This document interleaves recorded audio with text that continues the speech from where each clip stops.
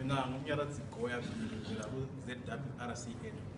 Engicela kuba uthina masa uMinister weFinance.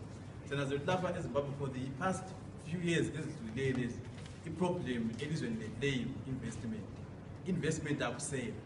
Yikubona ngathi abantu bekhala ukuthi sicela ukuthi lisenze laphana lapha esithengisela khona ekhona.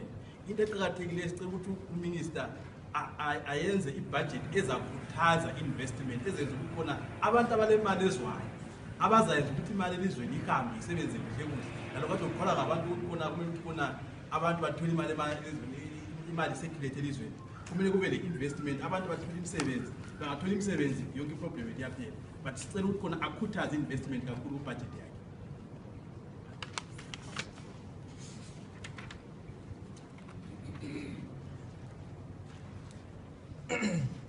Okay, my name is Mwani Dube. I'm coming from the disability sector. One of the issues has been covered, but what I want to see the budget doing is speaking to disability issues in 3 particular ways. Firstly, the budget should consider disability as a cross-cutting issue. And secondly, which the lady spoke to, is the issue of social protection, to say people with disabilities